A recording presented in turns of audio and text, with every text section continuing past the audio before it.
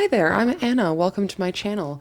Go ahead and get comfy, grab your pet of choice and something warm to drink because we're going to chat a little bit about my winter fashion inspirations. Fashion things that have been inspiring me when I get dressed, fashion items that I've been keeping an eye on, and trends that I can't stop thinking about. So let's just get right into it, shall we? The first up is layering, layering, layering. I know layering for winter is not some super groundbreaking stuff since it is a key to so many people's winter wardrobes, especially if you live somewhere that it gets to be cold for any extended period of time. But there are so many ways to incorporate layers that just go beyond the boundaries of practicality. And I myself really need to work on this and creativity in the layering zone for winter. So that's why it's been one of the things that I've been really looking to for inspiration this winter. I've been intrigued by this idea of layering sweaters on other sweaters, which, at least for me, is a super approachable way to test out this styling method. One way could be to layer a V-neck sweater or cardigan over something that has like a much higher round neck. That way you're getting like a peek at the sweater underneath. If you've got a sweater that has like an interesting hemline, like a peplum or something like that, you could layer that underneath a cropped sweater so that you could have the peplum sticking out and creating like an interesting flare shape. Or you could even create this shape if you have a bulkier or looser fitting sweater underneath a tighter fitting sweater. So that would sort of create that peplum by scrunching up that sweater underneath. I like the look of long button-ups layered underneath sweaters when you can just see like the curve of the button-up hem peeking out from the bottom of the sweater, or if you can see like the collar just peeking out from a V-neck neckline on the sweater. I think that that always looks really nice. I've also been really into these looks that I've been seeing of layering like dainty lacy shawls or even like wool shawls or pullovers layered over outerwear. And I really like that juxtaposition of like you've got white lace or a drapey wool over like a structured outerwear or even like over leather outerwear. And then you've got a really nice play on the difference of the textures there between like lace and leather or wool and puffer material. So the next inspiration that I want to chat about is vests. And while I think that that technically can be filed under layering, I wanted to kind of highlight it in its own category because I've been thinking about vests a lot. I think that vests are a super approachable way to start playing around with layering, and it's usually something that people may already have in their wardrobe. And to clarify, by vests, I mean like all types of vests. You have puffer vests, utility vests, sweater vests. I'm not distinguishing between the vests. I'm just really into all types of vests right now. But I think I really underestimated the effectiveness of a sleeveless garment to keep me warm in the winter. I think I just sort of didn't even want to bother with it because it didn't seem like it would help someone who gets super cold all winter. But I always check the vest section when I go to the thrift store. There's always something in the vest section, whether no matter what season it is, because technically it's not like a strictly seasonal garment. Like you can find good ones on the rack for summer or winter. Particularly, could somebody clarify for me why I'm so drawn to this Solomon vest? Because I am not a runner. Well, I run, but like not really that much, and mostly only in the summer season. Definitely not the target demographic for someone to wear a sport vest like this, but I don't know, there's something about those Solomon straps that really do it for me. I also think things like utility vests are continuing to have a moment. You had like cargo pants for the past few seasons that I think are waning in popularity, but watch out for the cargo vest. I also feel like I see a lot of fiber arts being picked up in general, people doing these sorts of things on the go. And something like a cargo vest is something that would be convenient to store all of your little bits and bobs that you need for your fiber arts practice on the go. Something like a sweater vest is one thing that can appear to have a very short season of wear, but if you layer it correctly, it could be a really versatile piece in a winter wardrobe, especially one that's handmade. And that brings us to the third category, which is knitting. Particularly things that are hand knit. I may be a little biased because I started knitting in November last year and I have not stopped since. It's one of those things where I just feel unstoppable now that I know that I can make my own clothes and my own quality knitwear. I can't be the only one who gets into hobbies with the sole purpose of making things for myself. Am I? I can't imagine that I'm alone in that, especially when it comes to knitting. One of the best things about knitting and hand knitting things is the texture. Different textures in knitting is a huge area of inspiration for me as well, because there's so many different ways that you can go about making interesting textures. You can utilize like different bulkiness yarns to create varying textures. You can combine different types of fibers in one knitting piece. Like you can utilize mohair along with other fibers to get that like halo effect. So knitting is a great way to bring texture and visual interest into your outfits in the winter, but to also maintain that warmth and stay warm and cozy. Especially if you're making things for yourself and you're the one selecting the fibers that you're making these things out of. So if you're interested, like me, in making things that are natural fibers that will keep you warm, you can utilize like wool or alpaca, things like that. Whenever I go to the thrift store in the winter, I'm always keeping an eye out for interesting knits, but I do always religiously check the fiber content tag, and it's not usually what I want it to be. So I also thought that it would be a lot easier to just make the things that I really want out of the fibers that I really want. And it's been working out well for me so far. I would definitely recommend.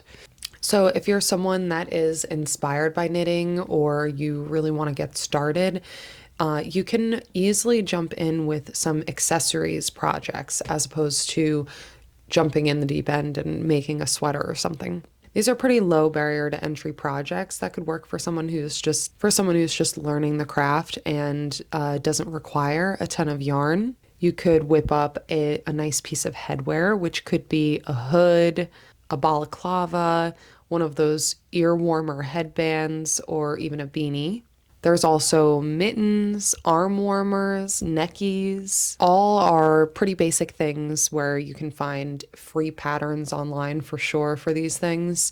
And most of them wouldn't require too many complex stitches either. I've been really inspired by what I'm calling boot warmers as well, that I've been seeing online a lot. They're more like detached cuffs.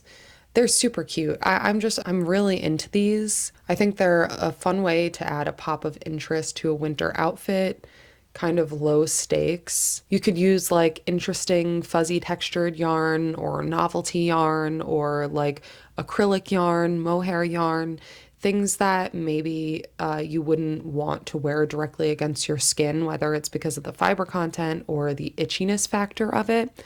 Something like that could work really well for a boot warmer because it's just going directly over a boot, so it doesn't need to, lay right against your skin. I've also been coming full circle from my high school days, which I've really loved a skinny scarf. And I kind of stayed away from them for a while. I wasn't really super drawn to them, but I fear that I've come full circle and I am now interested in skinny scarves again. The ones that I had in high school, I remember it was like a brown and a light blue striped skinny scarf, particularly from American Eagle.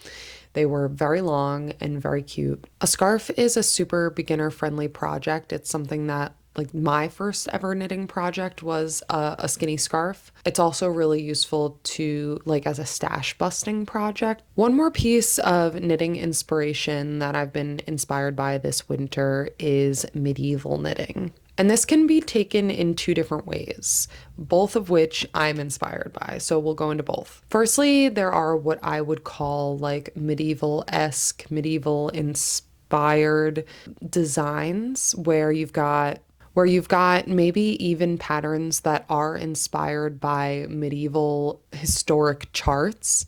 Usually these patterns feature like medieval or historic iconography, and I'm super interested in all of these styles.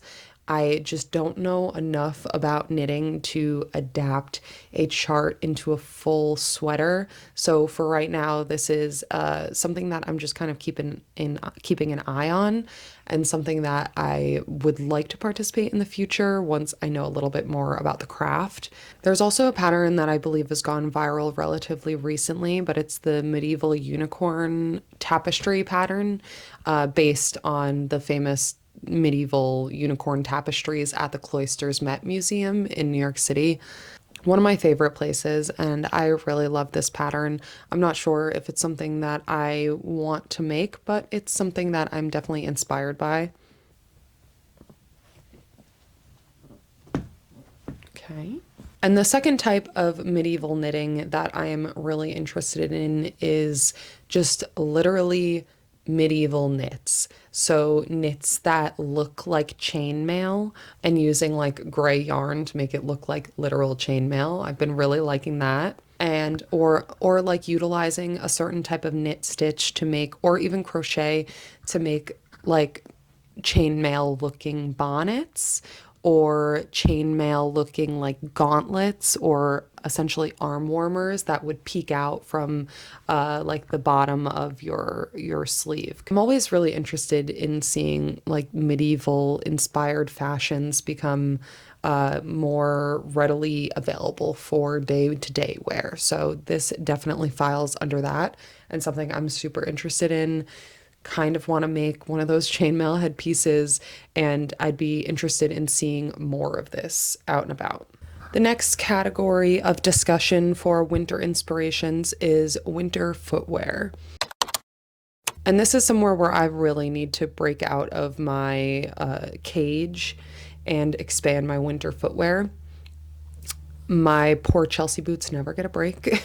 I am like notoriously very, very cold all winter. So I'm not sure how many of these styles I will carry over into, utilizing in day-to-day wear. Something more that I dabble in when I'm not like going to the office every single day and need to walk in the cold, slushy weather. However, that doesn't mean that I'm not super inspired by these styles, and it doesn't mean that I won't dabble in them once things warm up a little bit. Can't condone for myself wearing sneakers in the winter because it just doesn't work for me.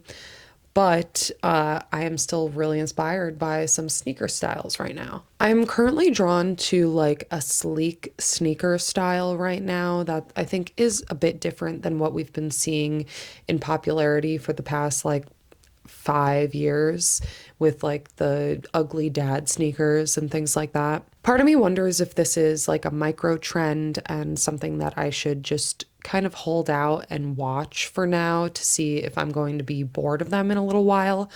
However, I was reminded of the classic Puma Speed Cats, which I've stayed away from for a very long time because I actually did rock a pair of these in the 8th grade, purple suede Puma Speed Cats.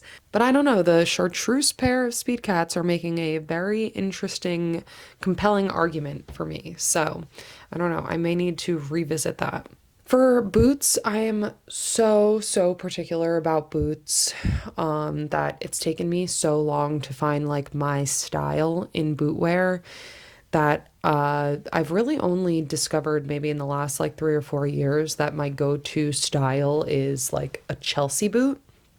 Particularly, like, I prefer a lug sole, but not like a mega heavy lug sole, more like a medium lug sole.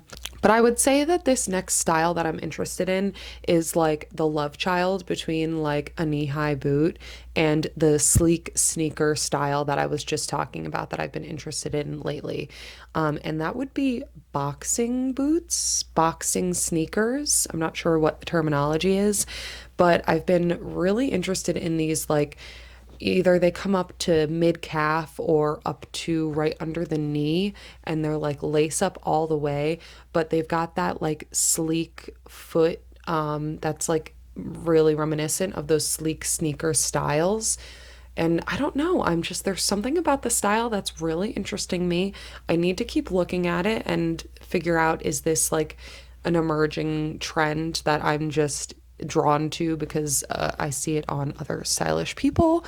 Or is this something that I am actually going to wear and utilize on a regular basis? And I think that it's possible that I could. So I'm going to keep an eye on it and, we'll see. We'll see what I can find on the secondhand sites as well. Something that I just want to find more of in general, especially for winter footwear, is just shoes.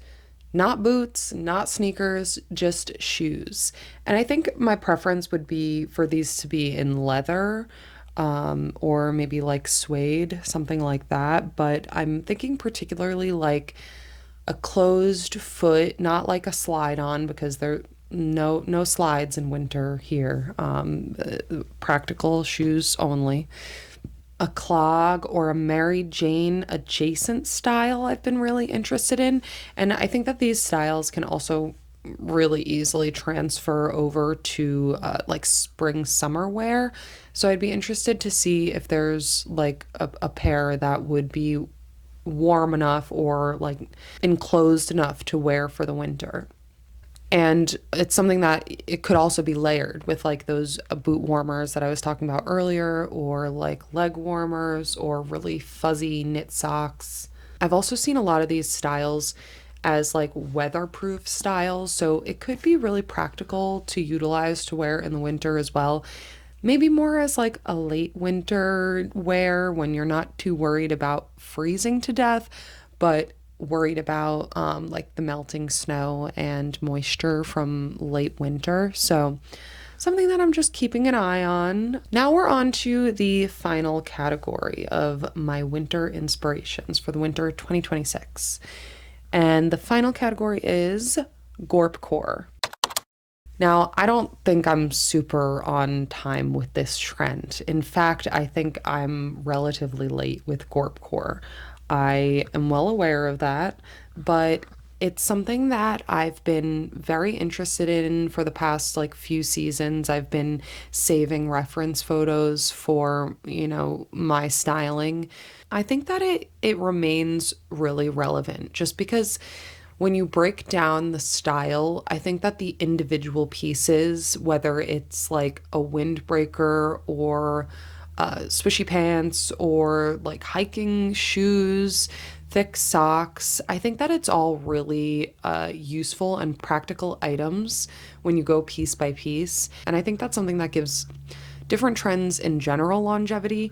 When you've got pieces of a trend that are really useful, you're going to see those things staying around for a longer amount of time because people are just going to be able to get more use and more wear out of those things. For me, that's gorpcore right now. Also, in general, with being late to trends, I think that it can be a really healthy way to go about participating in trends in this like world that we live in, where trends can go just so quickly and pass just like at the drop of a hat. If you just let something stay with you and think on it and really consider, is this something that I'm drawn to because it's really popular right now and it's giving me those endorphins in my brain? Or is this something that I return to month after month, or even the next season or the next year? Is this something that I still want to wear? Sometimes for me, when I do that, it's not something that I want to wear. However, for gorpcore, that is not the case. That's something that has remained with me for the past few winters. And some of the practical pieces of gorpcore that I really love are like the waterproof low hiking boots, the tactical vests, like I talked about earlier when I was chatting about vests. Tactical vests are something that really I think you can categorize under the gorpcore trend. Also, like windbreakers, things that are made in that sort of swishy, waterproof, windproof material. Also, crossbody sling bags are really big with gorpcore, and I personally really love a sling bag. I found that I am really only drawn to wearing practical bags. And I love when I have full use of both of my arms and my hands, especially when I'm like going out places. I'm going to like a market, or I'm going like to the library, anywhere, I want to have use of both of my hands. Crossbody sling bags are just where it's at for me, and that's something that I've been seeing over and over again in the gorpcore style. For like gorpcore footwear, I am again really into these Solomons. I don't know what it is about this brand. I think it's the straps, because it's the straps again on the shoes that I'm really interested in. So they're just really doing something for me there. The Solomons could easily be put under my footwear section for like winter footwear that I'm interested in, but I also think it's just this practical footwear is so tied in with gorpcore as well. I find myself yearning for roominess and bagginess in my clothes, and I think that particularly from gorpcore, they have these like really big sort of like parachute-esque pants, like swishy pants, things like that. I'm really interested in acquiring some of those pieces. So I think it's that gorpcore just really speaks to where I'm at in my fashion journey in my life right now. And I mean, I have been making this shift for years, but an intentional move towards comfort and prioritizing comfort, comfortable in the way that they feel good against your body, but comfortable in the way that you're going out into the world and you're not second guessing what you're wearing. Because really, who has time for all of that nowadays anyway? So that's what's been inspiring me fashion wise for winter 2026. I'm interested on sitting with some of these styles and seeing what sticks with me and what doesn't. So let me know if you liked our little chat, and there's always more where that came from when it comes to just chit-chatting about fashion. So that's it for this video. Thanks for watching, and I'll see you in the next one.